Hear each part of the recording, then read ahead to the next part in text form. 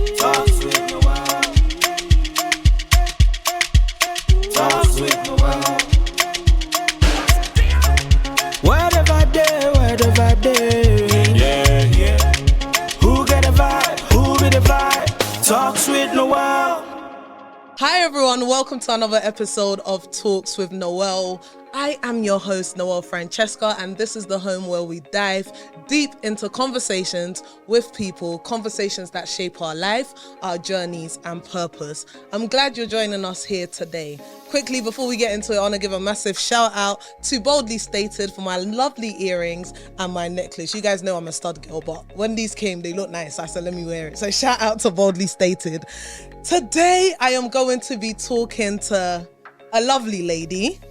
You know what? Let me just read her profile, right? But today I'm going to be looking at the artist, the person, the journey. So without any further ado, let me get straight into it. Today's guest is a rising star whose sound is as rich and dynamic as her story. I'm excited to welcome to the show today Nina Rose, a powerful voice in the world of Afro R&B, whose music fuels soul, culture, and modern rhythm in the most beautiful way.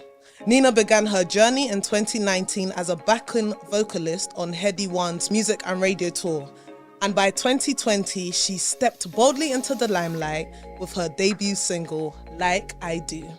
Since then, she's been carving her own lane, blending Afro pop, Afro dancehall, and R&B to create music that's heartfelt, empowering, and deeply rooted in her Jamaican and Ghanaian heritage.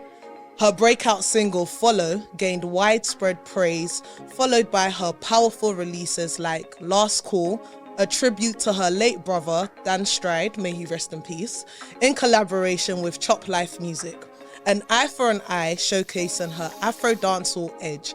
Most recently, she's collaborated with Aaron Glitch on an Amapiano-inspired track that's catching fire across streaming platforms. Nina Rose isn't just making music, she's building a movement rooted in love, cultural pride, and connection. With a second EP on the way, she's entering an exciting new chapter, and we here at the studio are honored to be part of that today. So, whether you're a fan of vibrant soundscapes, soulful storytelling, or just discovering her for the first time, trust me, you are in for a treat. Beyond entertainment, Nina's mission is to inspire and uplift. She's the CEO of AEOM Frames, woman of the web, and co-founder of World Groove UK. Yes, ladies and gentlemen, please welcome to the show, Nina Rose. Welcome. Wow, that was a lovely intro. Thanks. I was sitting here getting shy like, oh my God, she's talking about me. But hi. Hi, how are you? I'm good. I'm glad to be here. Thank you for coming. I'm happy to have you here. I feel like I've seen you at so many events, but we've never actually sat down to talk. Yeah. So I'm happy. This is like our first time we're actually proper talking. Yeah, interacting properly. Because you know what? I actually saw you in action for the first time at Rebecca's event. Yes. So I've seen you around and I've seen what you do. That's the first time I've seen you, like, Wow, so, yeah. That's crazy. Yeah. So, who is Nina Rose? When the lights are off, when you're not on stage, when there's no music, who is Nina Rose? You know what I've discovered recently, or accepted recently? I'm actually quite a big nerd. I like being goofy and silly and a bit weird, and me and my siblings that's a culture that we've had in the house. Yeah. I'm kind of unleashing it a little bit because sometimes when you like on Instagram or like the professional profiles, you have like an image that you try to like give, and people are like, oh, you're such a baddie. I'm like, not at home, mate, but yeah, cool. So, I'd say that's a big part of me. I'm a sister, I'm a daughter, I'm a partner, I'm a teacher, I'm a friend, and yeah, I'm just me. Yeah, that's it. That's Nina Rose out when the lights are off, I guess. Get her down, whatever you said. So what's something that you've carried from your childhood till today that shapes you as Nina Rose? Because you come from two amazing cultures, so yeah. What have you So carried? my mom's Jamaican and my dad's Ghanaian, and they were both born in their said countries and moved here, and grew up here. Okay. But they are still very deeply rooted in who they are, their culture, traditions, and stuff like that. And the combination is awesome, and I value it even more so now. But I think like being true to yourself and being bold and not being scared to be you. That's something that my dad specifically really instilled in us growing up, you know, when we're going into school or like into the work world, and just like being bold, being who you are, being proud of that. I'm a very proud Ghanaian. Everyone says, do you remember that you're Jamaican sometimes? I've been to Jamaica for like 11 years, but that's changing in July. Thank God. Thank God. But yeah, I'm really proud of who I am and like where I'm from. That definitely comes from my parents. So yeah. I mean, I know you said that, you know, your dad instilled in you guys to be bold, and I see it. Even when I see you out, like, you're always in bold colors. I mean, today's an exception because you're in neutral colors today. But like, today. Yeah, you're normally in bold colors. I remember when I saw you at Rebecca's and you had your hat on, your fuzzy hat. Yeah. And I was thinking, who is this lady? Like, I was just looking at her. I was like, then I clocked. I was like, oh my gosh, that's Nina Rose. But it makes sense. And I mean, if you go through your profiles, we see that boldness in the colors that you choose, you know, in the way that you dress. So that's something that is seen. How do you stay grounded though? I mean, how do you stay grounded? Because the industry that you're in, you have to be on all the time. Sometimes when you don't want to take pictures and a fan comes, you have to take well, you don't have to, but it'll be nice to take the picture. So how do you stay grounded in the industry without being on all the time? Only God. It's only God. It's only God. It's only God. And like, I say that with so much pride because, you know, we all go through swings and roundabouts and relationship changes and stuff. But for me, if I didn't have my devotional prayer time daily and just separate myself from the world, like I wouldn't be able to like do anything. And aside from my like support group, like my support system, my family are great, my partner's great, and they really helped me be the person I am now. But yeah, God above everything. I love that. I love that. Guys, she said her family, God, and then she said her partner. Let me just, in case you guys didn't hear. So it means she's off the market. She said her partner, just putting it out there. Okay, because sometimes people don't hear. So, you know, hearing comes by hearing again. So I just wanted to make sure. What does a perfect day look like for you? So let's say Nina Rose, the person. What does a perfect day look like for you? No studio. What's your performance? What's your day like? Studio, no performance. So I run a couple of businesses and like some incentive and stuff. So there's always something going on. But I like to go to the gym in the morning. That's how I like to start my day, 100%. So I'll wake up, I'll pray, I'll go to the gym. You're really shouting right now. Get that in there. Because gym, I don't know how I didn't say gym, because that is something that has really helped me along the way. Like mental health, everything. Physical health is so important. So I'll go to the gym in the morning. Then if I've got something to do, then I'll probably do a couple errands. And then I like a slow day. I like to ease into my day. I'll probably eat some fruit, organize my dinner, watch a movie. I just like chilling and watching movies and series, like going into another world for a little bit. So would you say you're an introvert? I think I'm an ambivert. Okay. Because I'm very much out there. Like, I love a good time. I like being outside. But as I've gotten a bit older, I like to do the little retreat, like have time just to zen and just to hear my own thoughts and be away from people. So yeah, there's a good balance there, I think. Love that. What is a personal belief or value that you refuse to compromise on when it comes to life and when it comes to your music? Because you're in an industry that's very heavily male dominated. Yeah. And you know, sometimes they'll tell you your music's not going to sell if you're not doing X, Y, and Z. So what are some of the things that you refuse to compromise on? My dignity. And I feel like when you are in the creative industry or you're a performer, but you have to have intention behind the things that you do. Right. And people care about what you say and what you put out there. So my dignity is something that I can't shake with that one, because I'm proud of, like, I think a person's, what's the right word? Character. Right. Is key. Yeah. So anything that's damaging to that then ruins that for you. And my dignity, I think I say. So have you been put in a situation where you had to choose between your career and your dignity, or like music and dignity, life and dignity? How did you manage? How did you handle that? You know, it's about being brave to speak up or remove yourself from a situation that makes you uncomfortable, or a relationship with a person that's no longer working, because it is hard being a girl in this thing, because naturally, you know, you're a beautiful woman, you know, you get on well with people and friendly, and then sometimes people don't know how to take that. Right. And then it's like, oh, you can have this, or come to my studio and have this track, but you need to come out with me and do this, this and this, or other things, you know what I mean? Right. And it's sad to say, because it's happened a numerous amount of times to the point where now I'd love to work with more female creatives or female producers, female engineers. There are some amazing males that I have worked with and that I always champion and have always made it a safe space for me, but then there are the select few that ruin that, you know? I understand. We need to do better as a people. But I'm glad that, you know, there's female engineers now that are really getting it. Yeah, and producers, it's that, yes, it's good.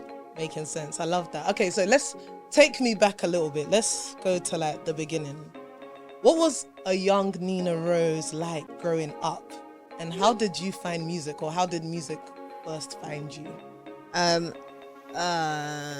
Well, I've come from like a very musical household, so my dad's always played music to us, like from kids, whether it's like high life or jazz or blues, or like a combination of his music. So I have quite an eclectic ear when it comes to music because of my dad. So so that's kind of music was always being played in the car or in the house. And then church as well, like I was part of like a youth choir. I used to lead the youth choir, Soldiers of Christ. I don't know if you guys know who you are. I love it. I love the shout out. We were proper like a power team. So yeah, church built the confidence, because, you know, I knew I could sing, but then, you know, my choir leader was really encouraging, and I get given the solos, and then I got a chance to perform. And then I went to college and Christ the King. And wait, the one in Lewisham? Yeah, the one in Lewisham. The real one. Yeah.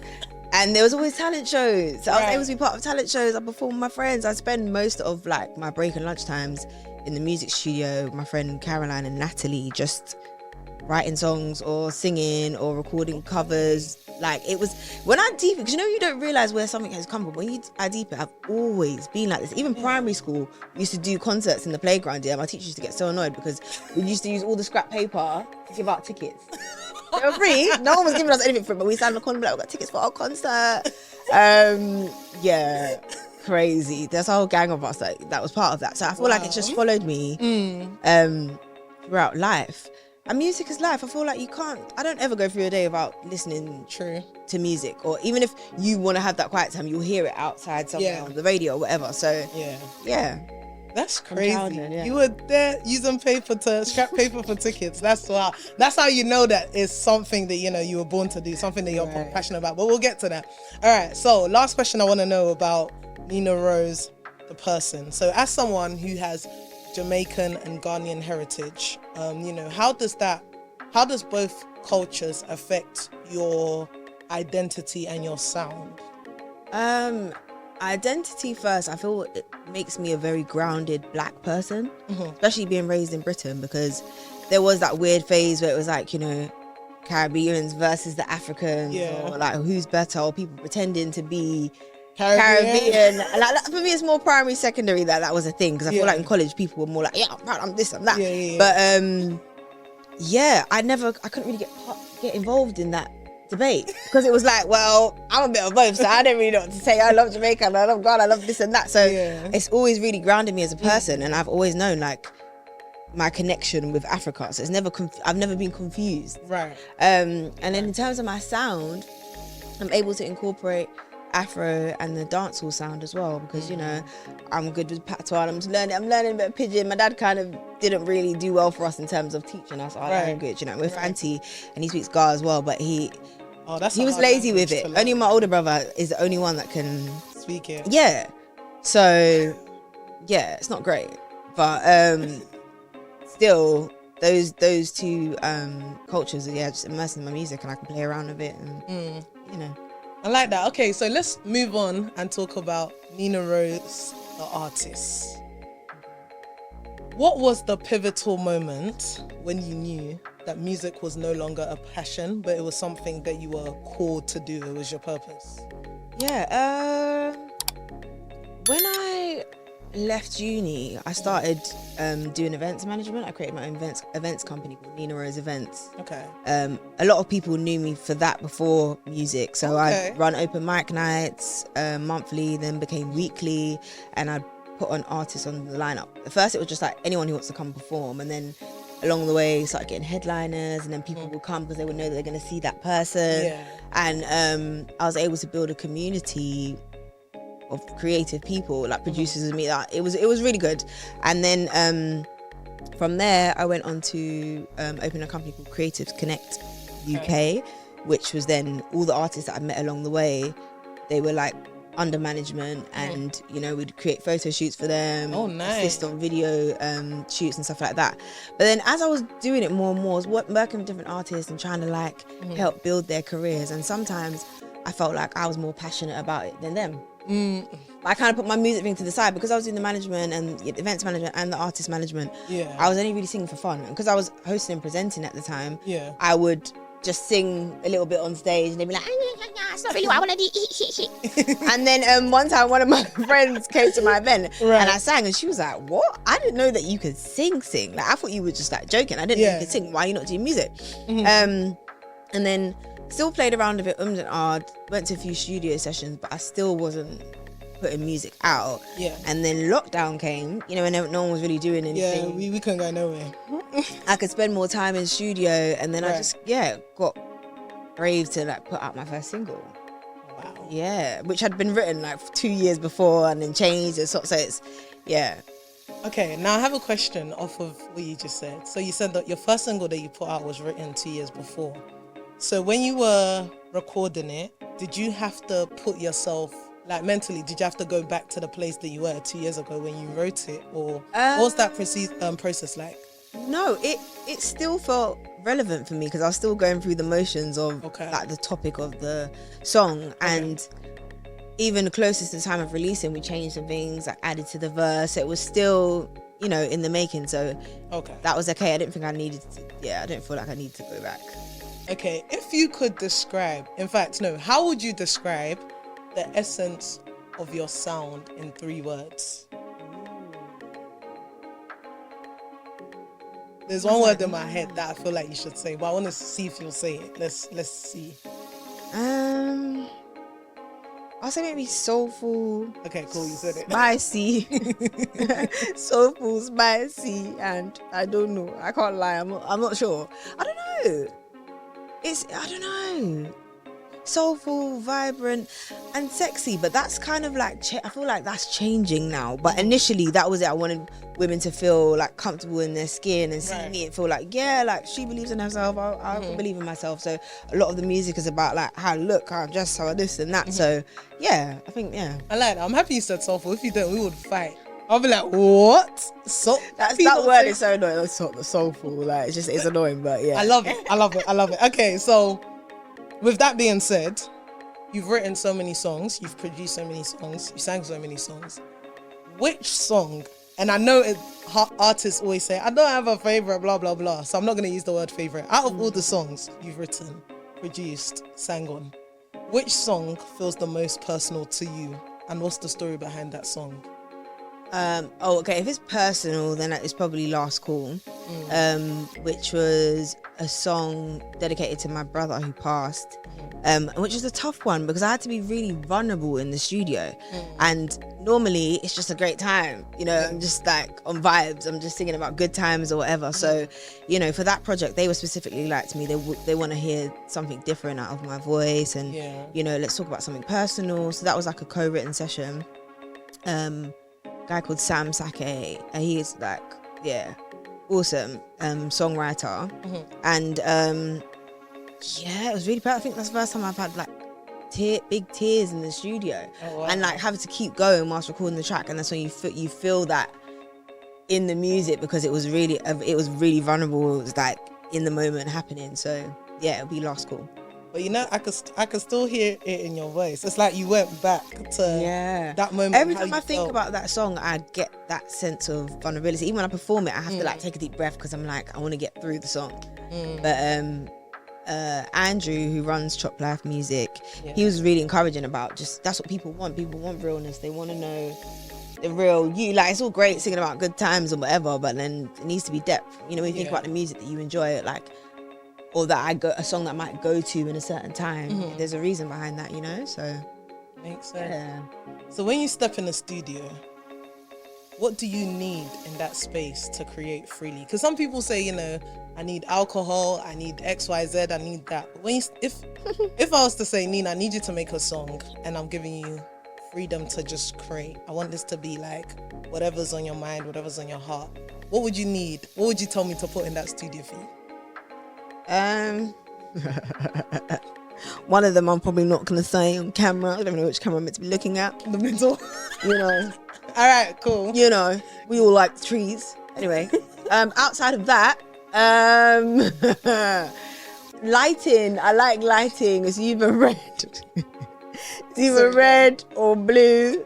That I like that essence being in the room. It needs to be calm. I don't like loads of people in the studio. You'll go through the phase that you think it's so cool, you invite all your friends, and then you're trying to record the track, they're laughing, they're on Snapchat. No. It's not for me. I like to go alone, or maybe with one co-writer or something like that. And if I'm one friend who wants to come, who's going to actually contribute to the session, fine. Yeah. But it needs to be calm. You know what? Just water and lemon. Because I used to love to have snacks on deck, and then but it messes up the recording sometimes, and your voice doesn't sound how you want it to sound, and then so I just need a calm zone, lighting, the trees, and lemon and honey, and we're good to go. Good to go. Oh yeah, my vocal steamer as well. Okay, I like that. Yeah. So Afrobeat, yes, amapiano, R&B. How do you decide which genre, should I say, rises to the front of your sound when you're making a track? So now we've got the lights, we've got the trees, we've got the honey, lemon, everything's on deck. Now, Nina, I need you to make a song. How do you decide what's coming to the forefront of the song? It depends who I'm working with, or like if like the sound, the producer, what kind of sound it is. Because I just go off the vibe. Because I'll usually, when you go to the studio, people like someone will play, even if they're making it from scratch. That's completely different. But if they've got something already loaded, you might listen to 3 or 4 options, and then I might sing along or have a moment to do a little freestyle, and I'm like, okay, yeah, I'm going with that. So it depends. Okay. So if I hear the Afro sound, I'm gonna lean more to like Ghanaian side, and if I hear that kind of dancehall-ish, you know what I mean? I got you. Yeah. I'm with you.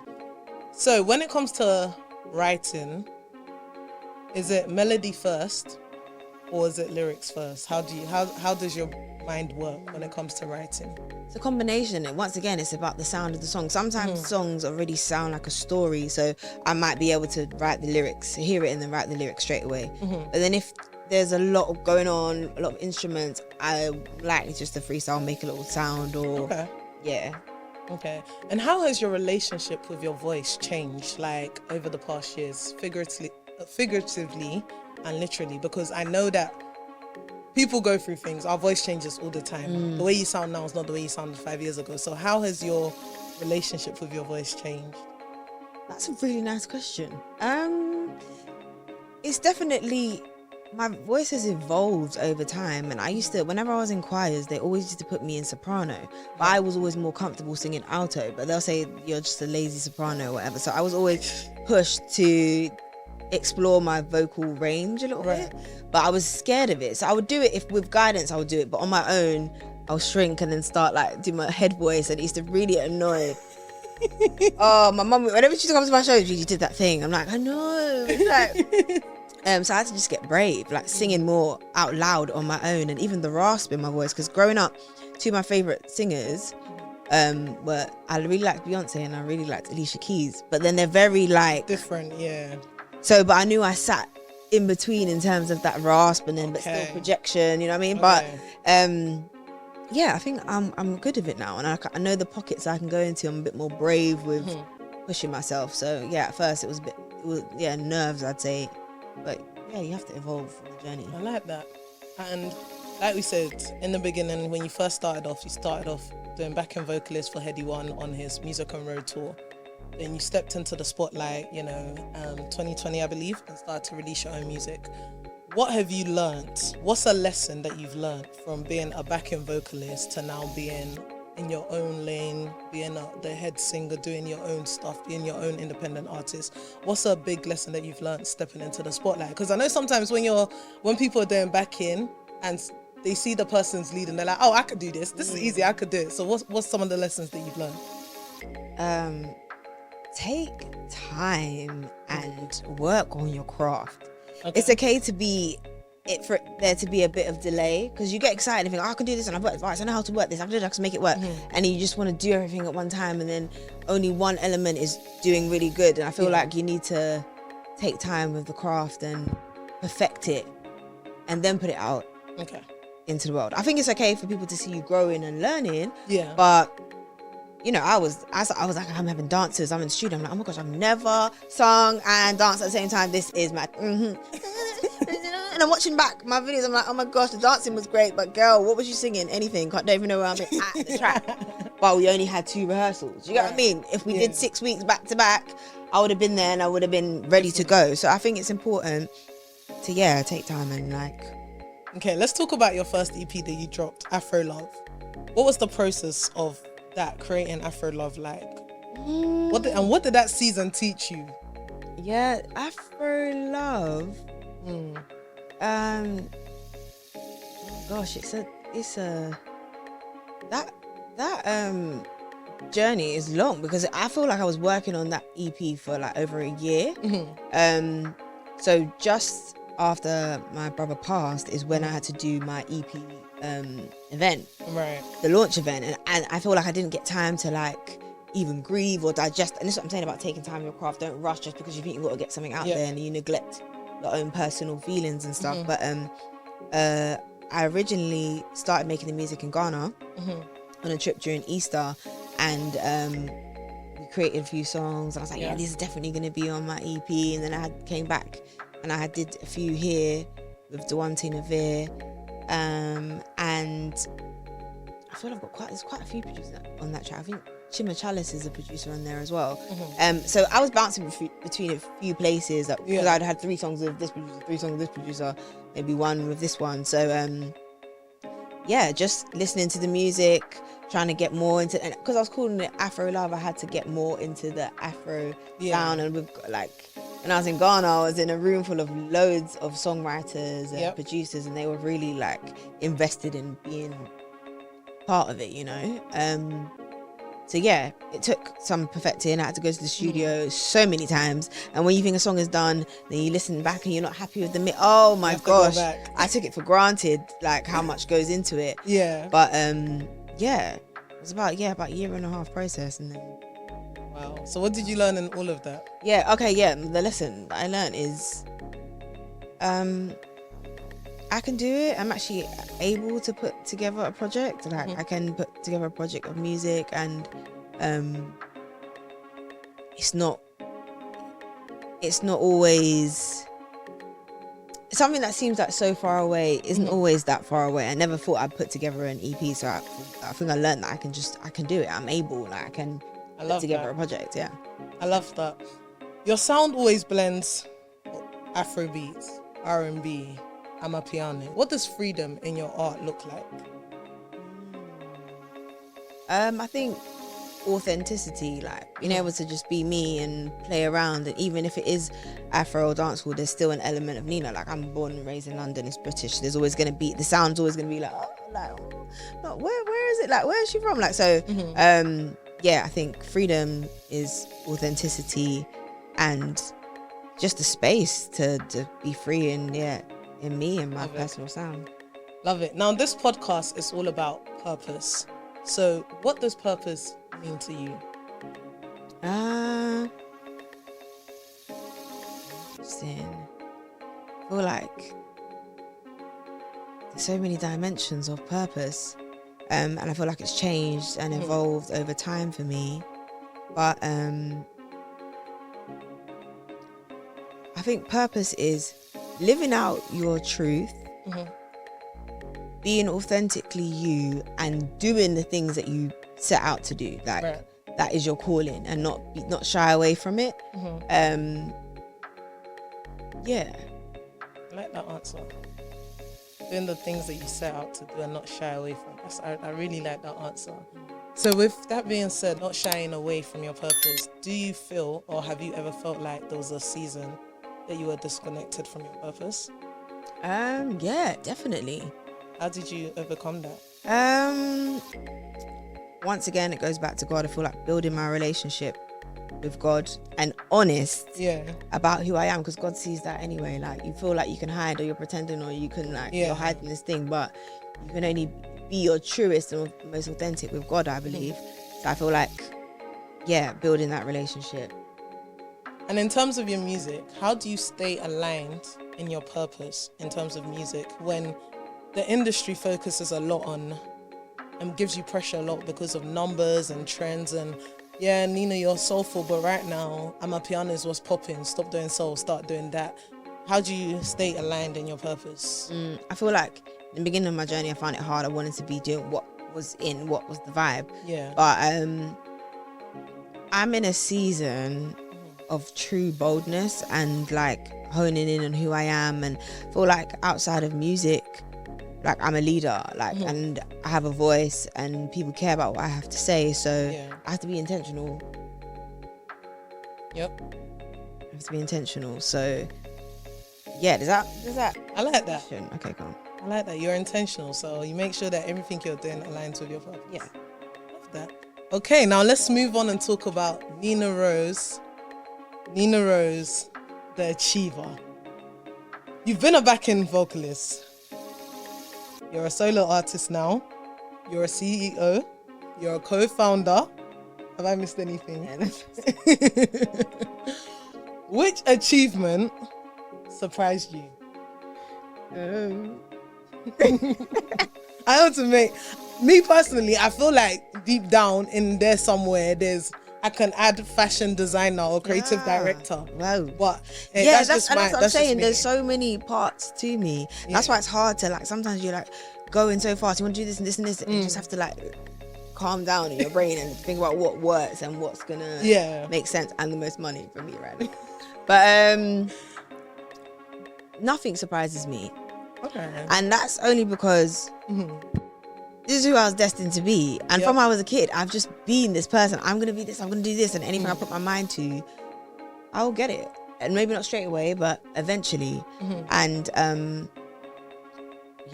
God's blessed me with many talents. And for a long time, I was a bit shy of being bold of that. Because, you know, there's that saying, don't be a jack of all trades and master of none. Yeah. But there's another part to that. Yeah.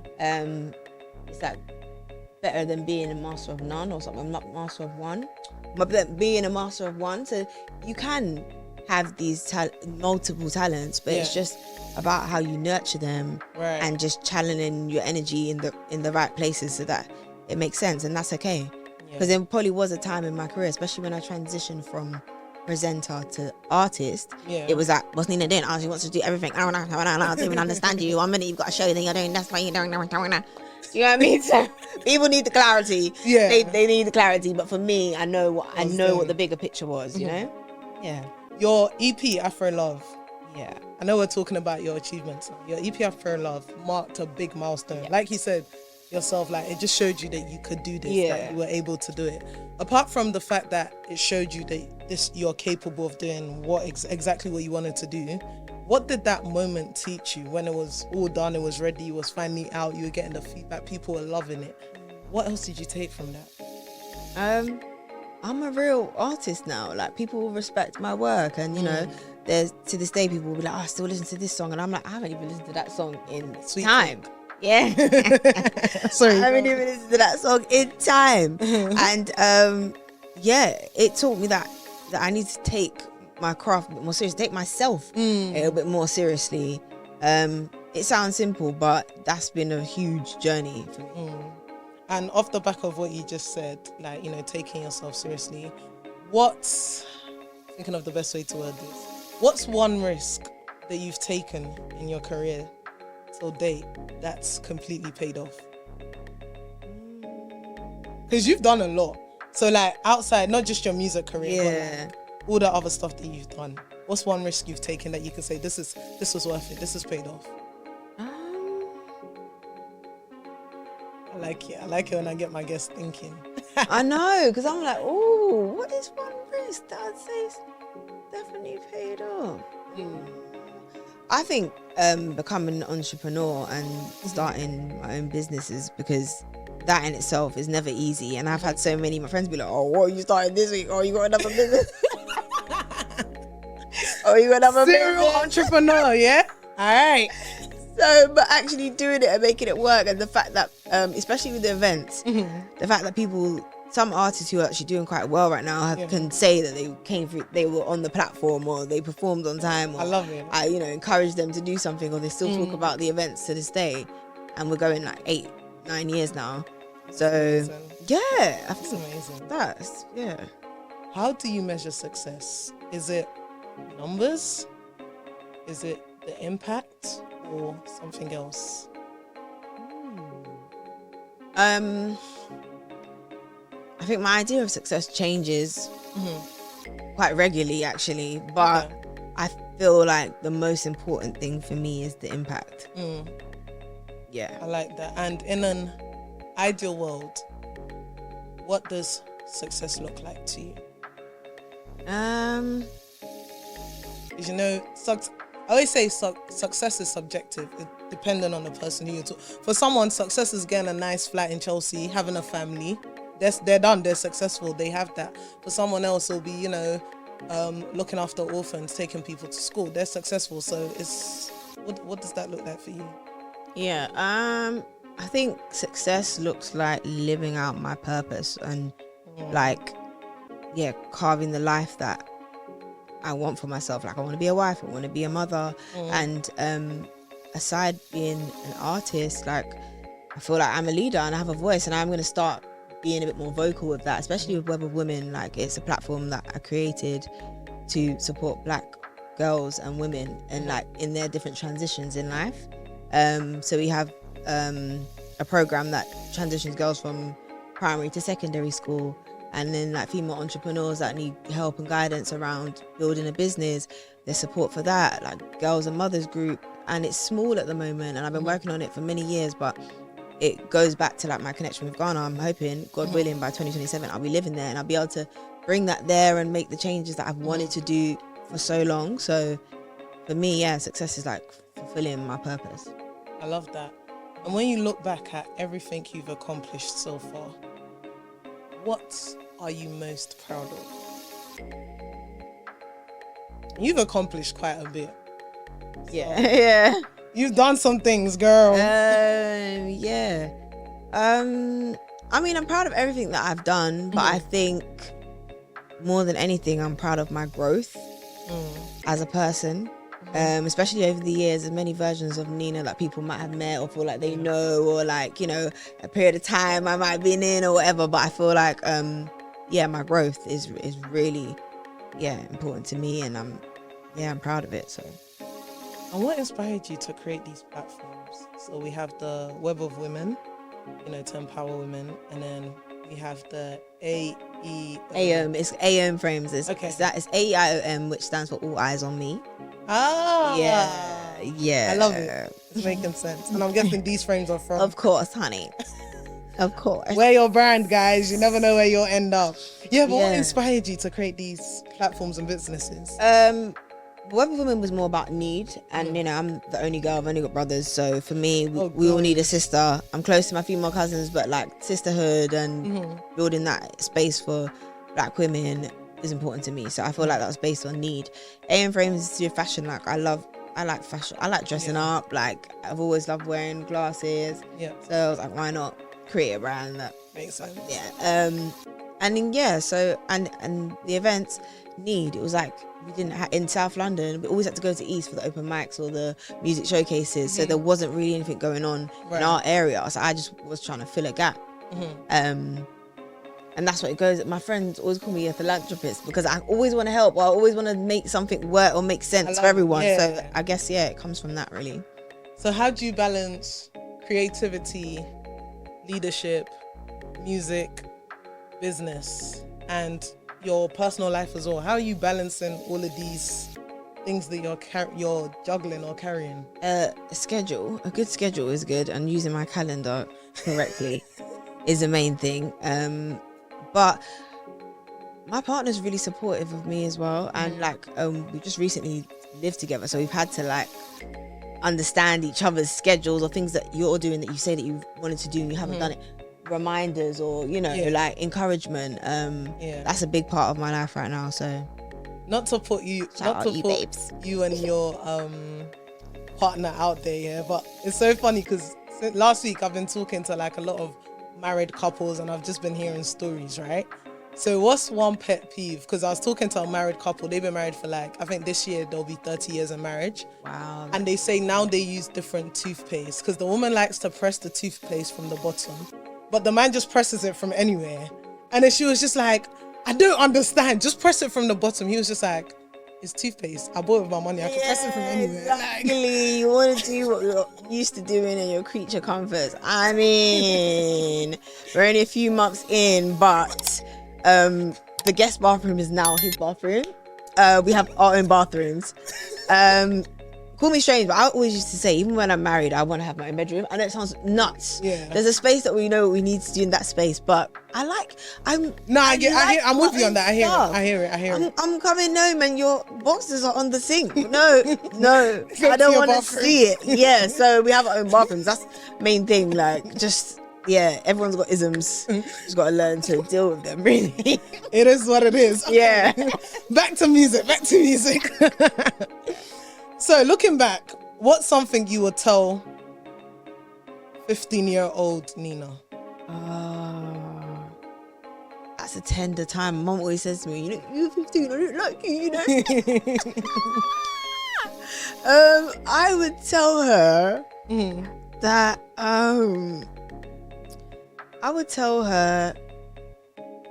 that you're gonna do it. You're actually gonna achieve all the little things that are in your mind, and be brave.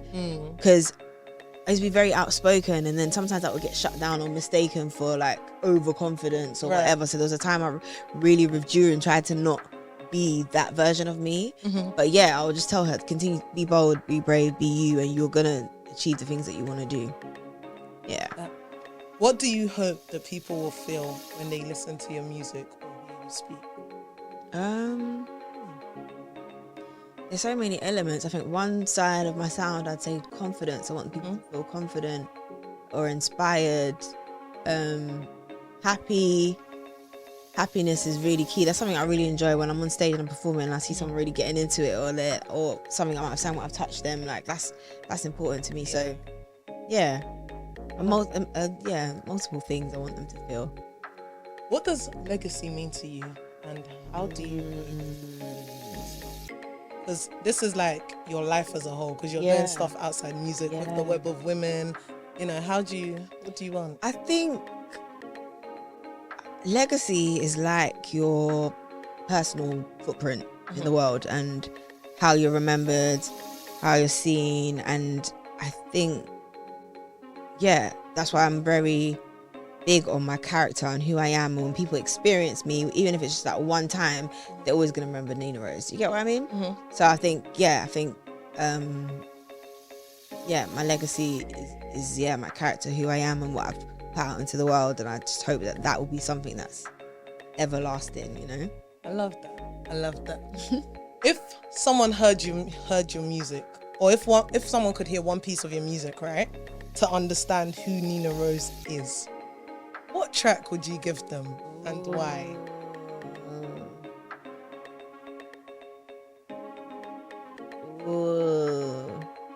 I like this question. Oh my days. What track would I give them? I need one track. I've never come across Nina Rose. I need to know who she is. What track should I listen to?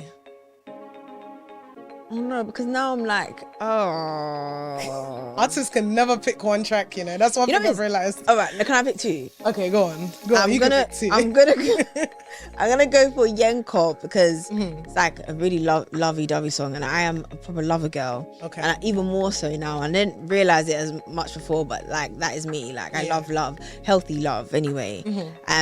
So probably Yenko because that's got a nice little story to it. Okay. And then another side would probably be Follow, and only because it's like one of my favorite songs of mine. I mean, it was big when it dropped. Yeah, so it's it was a just big song. like, and I think that's just about boldness, but like believing in yourself and like marching. It's almost like a chant of self-belief.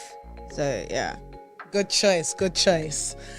Now you've given us one EP, Afro Love, which we have enjoyed for the past couple of years. yes, too long. And now, I didn't say it, you said it, it's been too long. Now you have an upcoming EP coming out. So, before we even get into that, do you have a name for it yet? No, actually, I don't. Okay. I don't.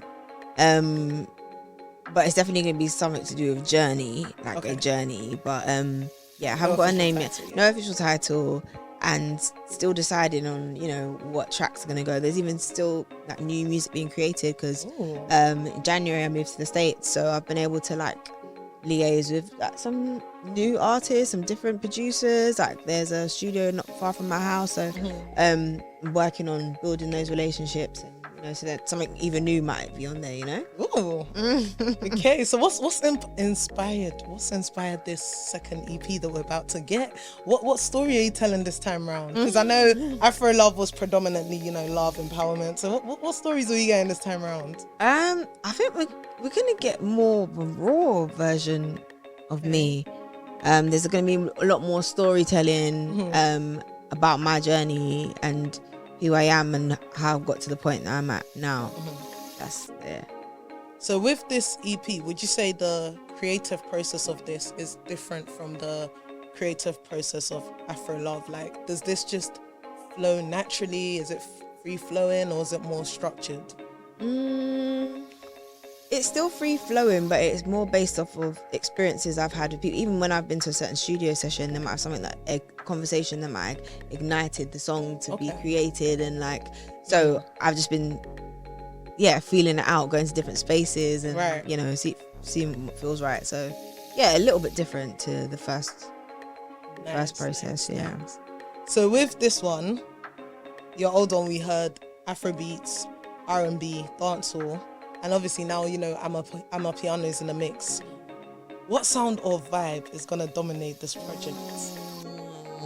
Because now you in the home of like hip hop, R&B, that's where you live now. So I don't even know what we're going to get. Exactly. It's going to be a very different sound. It's going to be very different to what people are used to. There's still going to be the Nina Rose element in there, what people but it's definitely different. And if I say the genre, you might even be like, what? But it's very heavy R&B. Okay. There's also like some soft rock sound in there. Rock. Okay, I'm open. This is gonna be interesting. I'm excited. I'm excited now. My Lord. Yeah. Rock. Yes, rock. Ghanaian, I said Jamaican. soft. I said soft. Ghanaian Jamaican heritage. Giving us rock. Interesting. Now I'm excited. I can't wait. So, ladies and gentlemen, the EP is going to be out soon. It doesn't have a name yet, but we're getting some soft rock, okay? So make sure when it's out, you people, everybody, go and stream it, because I said elements. I'm just excited. I heard rock. Jesus, I can't wait. Okay. Are there any collaborations on this EP? Oh my. Yes, there are a couple of collaborations. This year is the year of like features. Outside of the EP, like the songs I've done with other artists that they're finally, no shade, you know who you are, releasing. So it's collaborative, but there are a few tracks that are just me. And I mean, in terms of themes that you'll be tapping into for this EP, I know you said it's going to be more about your journey, but are we going to get at least like one love song? Yeah, no, 100%, because that's part of my journey. That's part of my journey, isn't it? Okay. So yeah, it's a whole new journey. Just saying, some people love your love songs, so Is there a song on this project that feels personal or vulnerable to you? Oh yeah, there's a few songs. That's what I'm saying. It's more of a raw version of me. It's not so like I cannot. dancey. When is it dropping? Nina, stop playing. We'll talk after, girl. Come on. Okay. I want to know the stories behind these personal songs, but you know what? Are you gonna share, or do we have to wait? No, I can give a little bit. Yes, go for it. One of them is obviously about my relationship. I met my partner in Ghana. Okay. On holiday during Dirty December. Guys, those of you that go to Dirty December, clearly you're not looking well enough. But sorry, go on. We didn't meet in the club. I went to the barbers with my friend VT. He's a producer. We just came from the studio and he's like, oh, please can you come to the barbers with me? I was like, no, like a woman has no place in the barbershop. Like, why am I coming there? Anyway, I got in the barbershop and Imani was sitting in the chair and I was like, oh, he's cute. My friend was like, say hi to him. Then I was like, no. So we just had a bit of eye contact, and then when he finished getting his haircut, he's like, how much is the cut? I was like, oh, it's not even Kwame or Kofi. What's happening? And I was hoping it wasn't like he wasn't Ghanaian and he was just doing that. Don't do that. Yeah, don't. Please. But then, I heard him talk a little bit more. I was like, okay, he's American. I was like, let me calm down. Let me take a deep breath. I went outside the barbershop. And just stood there. And then pretending to be on your phone, yeah. I love it. And then he came out and spoke to me. And then we were talking for like an hour and a half, 2 hours. His driver was like, yo, what are you doing? Like, you don't even know this woman. Like, what's happening? Even the two old men sitting outside were just looking at us like, you guys met today. And then we exchanged numbers. Then we went on a few dates. And then he extended my stay. Whoa. Went to visit him in America a few times after that. Now I live there. So wow. Well, I can't wait to hear this on the song. Yeah. This is amazing. Ladies, so from what Nina Rose basically said, go where the men are. Okay? She said she went to Ghana, Dirty December. She did not go to the club. It's okay. Some of you party till 7. It's okay. It's enough. Please go where the men are. Start going to the barbershops. Maybe you won't find your own husband there. Please, I'm not saying you will, but go where the men are. Go to the barbershop. Go to the pub. Start going to the football games. You don't even know the players, but learn a name or something so you can say something, you know? But yeah, that's a beautiful love story. Thank you. I'm excited. Okay. Oh, wow. Let me calm down because I'm excited. I see that. All right, you've grown so much since the Afro Love EP. Yes. In what ways do you feel that this new EP is a reflection of where you are in life right now? Yeah, it's more grown woman. Like Afro Love was like experimental. I was still finding myself. This is the first time I was sort of getting into the Afro sound, because originally I was doing like R&B soul, trap soul sounds, and then after Sweet Talk I just continued doing Afro. So I'm answering the question. What I said, with this EP, does it give a reflection of where you are in life? Okay, so that was more experimental, and I feel like I've grown and evolved as a person and in my sound, and even into like being so I've spent, even though I go to Ghana quite a lot, I've spent a lot of time in Nigeria, and I have like friends who are artists there. They teach me pidgin. I've been able to like be in that space. So I feel like even for that's grown a little bit. So it's going to sound different to what I've heard previously. I can't wait. And without giving away too much, well, you've even given us more than enough right now, but what can fans expect? Not only from the EP, but from this next chapter, like this new evolved Nina Rose. What can we expect? What should we expect? Well, from the EP, you're going to hear some sounds from Nigeria. You're going to hear some sounds from the States. You're going to hear some sounds from Ghana. Okay, I'll leave that there. I'm not going to give anything more on that.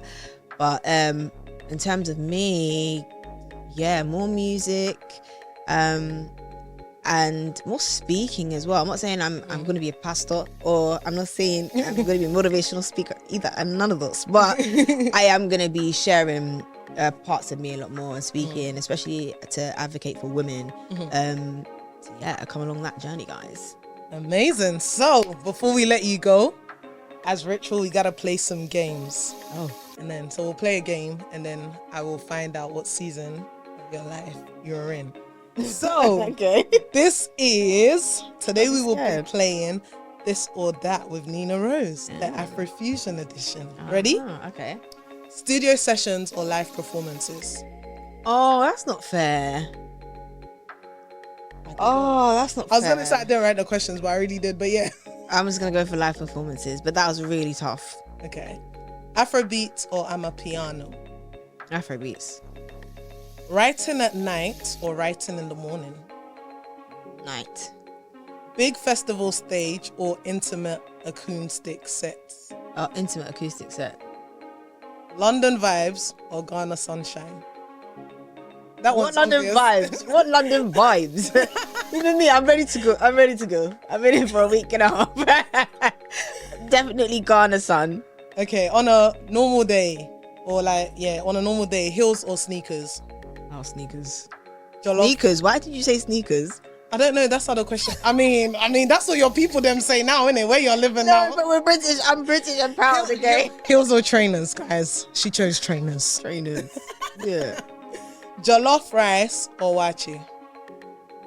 Oh. Think about this carefully because our friendship determines. Actually, don't worry, you can answer anyhow. What's the next? You know what question? it is? I've had so much jollof rice, man. I've had so much jollof rice. Gotta love jollof, but made well and how it's supposed to be, wache. Watch your rice and peas. It's different. No. You gotta pick one, you know? I'm gonna say, Your mother's side or your father's no, side? because that's what I'm saying. If I'm having a Jamaican dish, it's gonna have to be rice and peas. But then wache is Ghanaian, so it's gonna be a whole different combo. That's not fair. I can't answer that. I'm sorry. I'll let that one slide. Yeah. Okay. Fufu or banku? A banku straight. Okay, yeah, we can vibe. Okay. Would you rather have one powerful EP or a full album? I think one powerful EP. Okay. Yeah. Collaborating with a legend or discovering new talent?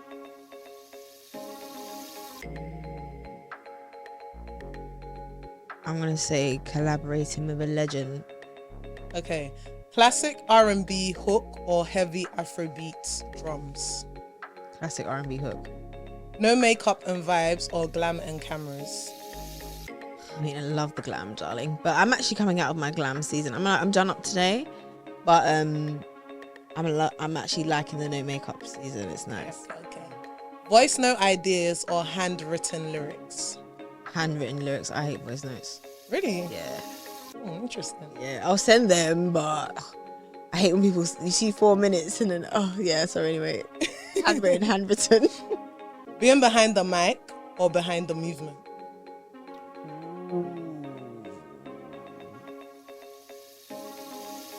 You say the movement. Okay. Legacy or impact in the moment? Legacy. Introvert with a vibe or extrovert with energy?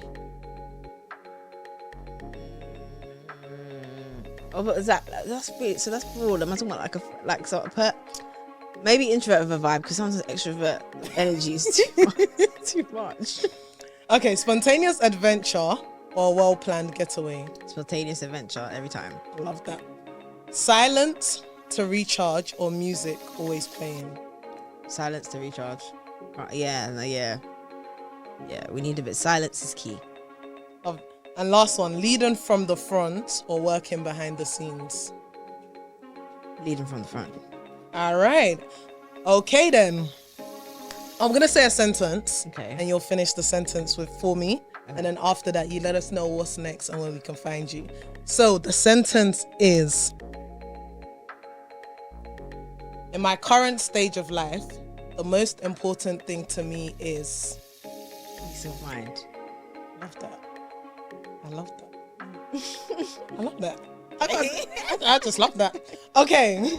So, Miss Nina Rose, before we let you go, where can we find you? What is next for you? My Instagram is _Nina Rose. All my streaming platforms and my TikToks, Nina Rose Music. Where can you find me? What's the other thing? What's next for you? Oh, what's next? What's next? Of course, my EP. I have a couple shows actually in DC. So I mean, if you're in the States, you should come through. But on the 20th of June, I'm performing at the Shea Butter Show, so all female lineup. Yeah, that's what's most next. I finally got my home studio set up, so I'm gonna be making more music too, I guess. So, yeah. I love that. Well, ladies and gentlemen, all too soon we've come to the end of another episode, and joining me in the studio today was none other than Nina Rose, who is a CEO. She is an artist, wife to be, Amen. mother to be, Amen.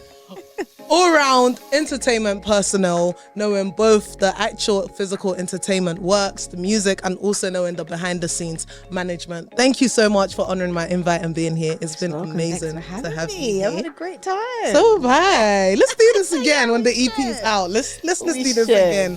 But yes, all the same, thank you guys so much for joining us. We hope you've enjoyed this episode as much as we have. And until next time, see you. Bye, guys. Talks with Noelle.